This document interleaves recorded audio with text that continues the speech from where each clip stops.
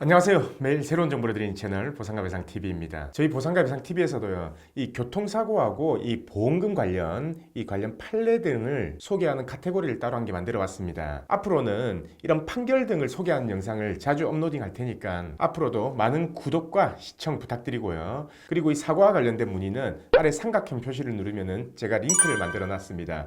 이 링크로 언제든지 문의를 주시면 최대한 답변을 드리도록 노력하겠습니다. 자, 오늘 소개해드릴 판결은요, 2014년도에 있었던 일입니다. 2014년도에 한 대학생이 친구의 오토바이를 빌려 타고요, 한양대 부근에서 교차로에서 차량과 충돌하여서 외상성 경막하출혈로 심각한 후유장애가 발생했습니다. 그래서 이 후유장애 보험금을 자신이 가입한 이 손해보험사에 보험금을 청구했는데요. 보험사에서는 보험금을 부지급했습니다. 그 이유는 바로 통지 의무 위반이다. 이륜차를 탄 사실을 보험가입 이후에도 알려야 되는데 이후에 알리지 않았기 때문에 통지 의무 위반이고, 그로 인해서 보험계약은 해지를 해버렸습니다. 또한 보험금 지급조차도 안 했죠. 그래서 이 계약자가 삼성화재 상대로 소송을 제기한 사건입니다. 사실 이 사고는요, 2014년도에 났지만은 보험계약은 2012년도거든요. 그런데 제가 앞서 영상에서 설명드렸지만 보험금 청구 사실이 없고 2년이 경과하면 보험사는 보험계약을 해지를 못하죠. 그러면 결국 고지의무 위반은 따질 필요도 없다라는 겁니다. 뭐만 따지면 되냐? 통지 의무를 위반했냐 안 했냐, 그것만 따지면 된다라는 거죠. 근데 이 삼성화재에서요, 보험금을 부지급할 때 근거가 뭐였냐면요, 보험가입 이전에 몇 번 오토바이를 탄 거, 운전경력 증명서를 발급받으면 나오거든요.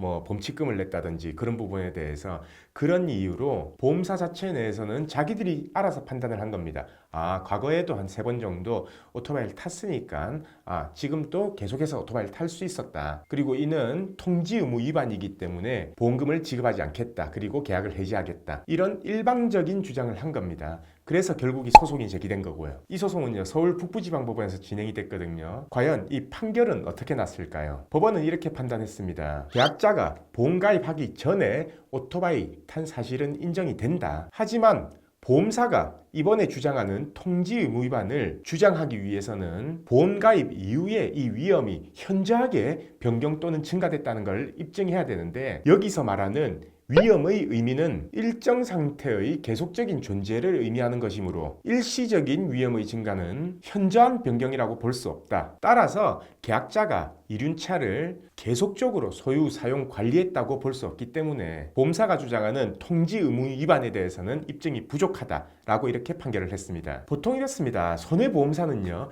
이륜차 사고라면은 이유 여하를 불문하고 보험금을 면책하는 게 지금 현재 보험사의 처리 방식입니다. 하지만요, 이륜차 운전에 대해서는요, 약관에서 보상하지 않는다라는 이런 내용이 없어요. 단지 고지 의무 위반이나 통지 의무 위반만이 문제가 될 뿐이죠. 만약에 보험가입 이전에 이륜차를 운전하고 있었다면 당연히 손해보험에서는 이륜차 부담보 특약이 들어갈 거고요. 많은 분들이 착각하는 게 이 부분들입니다. 손해보험에서는요, 이륜차 운전은 보상하지 않는다라고 이렇게 생각하시는 분들이 많은데 그게 아니에요. 결국 고지 의무 위반하고 통지 의무 위반이 문제가 되는 겁니다. 따라서 이 고지 의무 위반이나 통지 의무 위반, 여기에 해당이 안 된다면요, 손해보험에서도 이륜차 사고라고 하더라도 보상받아야 됩니다. 만약 이륜차 운전, 이게 고지 의무 위반이나 통지 의무 위반에 문제가 돼서 보험금을 지금 못 받는다. 하지만 이 사실들을 가입 이전에 제대로 설명을 듣지 못했다면은 아무리 고지 의무 위반, 통지 의무 위반이라도 보상을 해야 된다라는 대법원 판결을 얼마 전에 저희가 받아냈습니다. 그래서 그 점도 항상 고려해 두시고요. 이 사례에 대해서는 제가 예전 영상 링크를 올려드릴 테니까 안 보신 분들은 이 링크를 통해서 꼭 보시면 됩니다. 그럼 종합적으로 정리하면요,